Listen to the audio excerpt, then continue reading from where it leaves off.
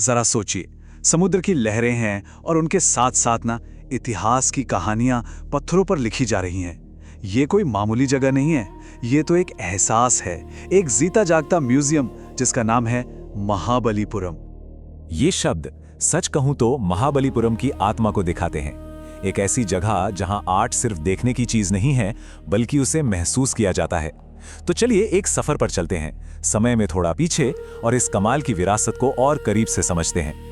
वैसे ऑफिशियल तौर पर इसे महाबलीपुरम स्मारक समूह कहते हैं। और हाँ, ये कोई छोटी मोटी बात नहीं है। साल 1984 में यूनेस्को ने इसकी कल्चरल इंपॉर्टेंस को पहचाना और इसे वर्ल्ड हेरिटेज साइट का दर्जा दिया।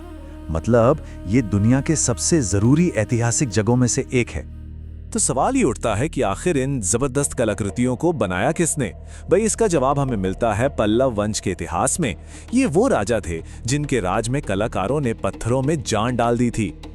तो चलिए जरा टाइमलाइन पर एक नजर डालते हैं। कहानी शुरू होती है 7वीं शताब्दी में राजा नरसिंहवर्मन प्रथम के साथ। उन्होंने ही इस शहर को एक बड़े बंदरगाह यानी पोर्ट सिटी के तौर पर बसाया। फिर 8वीं शताब्दी तक उनके बाद आने वाले राजाओं ने इस कला को और आगे बढ़ाया। और फिर देखिए, सदियों बाद 1984 में पूरी दुनिया ने इसकी अहमियत को माना। ये अपने आप में एक पूरे राजवंश की अमर विरासत का सबूत है। तो अब आते हैं उस हिस्से पर जिसका शायद सबसे ज्यादा इंतजार रहता है। चलिए सीधे चलते हैं वास्तुकला के उन चमत्कारों की तरफ जो आज भी देखने वालों को हैरान कर देते हैं। सबसे पहले बात करते हैं शोर टेम्पल की। जरा देखिए, बंगाल की खाड़ी के बिल्कुल किनारे खड़ा ये मंदिर। ये सिर्फ एक मंदिर नहीं, ये तो कुदरत और आर्किटेक्चर का एक लाजवाब मेल है। सोचकर देखिए, जब उगते सूरज की पहली किरणें इस पर पड़ती होंगी, वाह क्या नजारा होता होगा। और अब ये है अर्जुन की तपस्या। पता है, ये दुनिया की सबसे बड़ी सिंगल स्टोन कार्विंग्स में से एक है। ये कोई एक मूर्ति नहीं, बल्कि एक पूरी की पूरी कहानी है जिसे एक बहुत बड़ी चट्टान पर उकेरा गया है। इसमें देवी देवता हैं, इंसान हैं, जानवर हैं, हर एक किरदार जैसे अपनी कहानी खुद सुना रहा हो। हमारा अगला पड़ाव है पंचरथ। अब ये नाम सुनकर लगता है कि ये रथ होंगे, है ना? है तो ये मंदिर, लेकिन इनकी सबसे हैरान करने वाली बात कुछ और ही है। इन्हें ईंट पत्थर जोड़कर नहीं बनाया गया। सोचिए, हर एक रथ को एक ही बड़ी सी चट्टान को ऊपर से नीचे तक तराश कर बनाया गया है।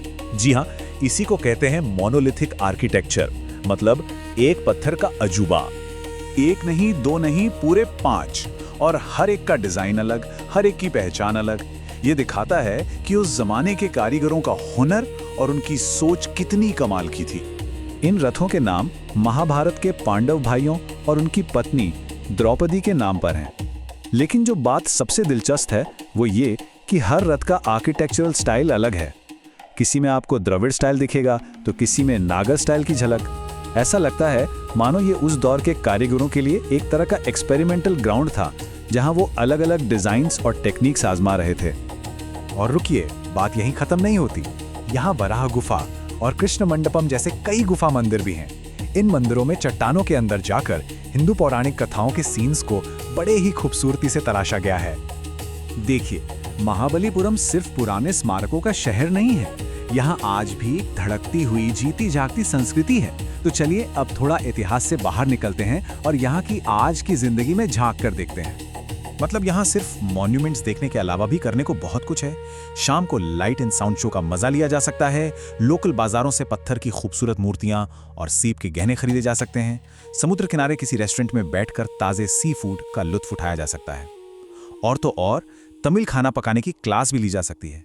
पास में ही क्रोकोडाइल बैंक भी है घूमने के लिए। ये एक पूरा पैकेज है। तो अब तक तो वहां जाने का मन बन ही गया होगा, क्यों?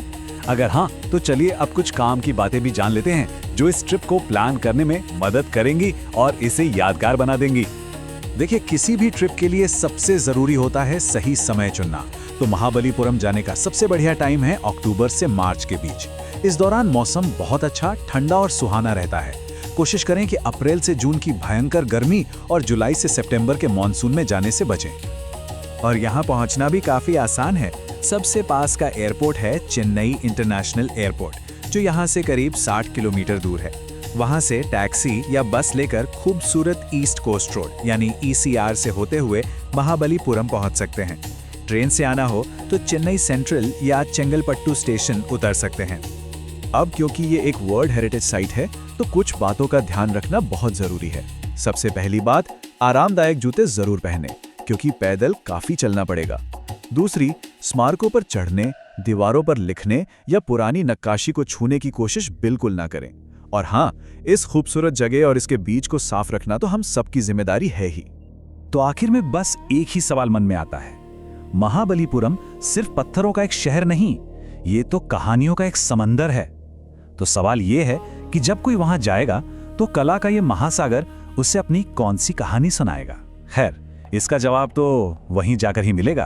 अधिक जानकारी और अमेजिंग टूर पैकेज के लिए विजिट करें www.jullutrip.com। कॉल या व्हाट्सएप भी कर सकते हैं 8881705500 पर।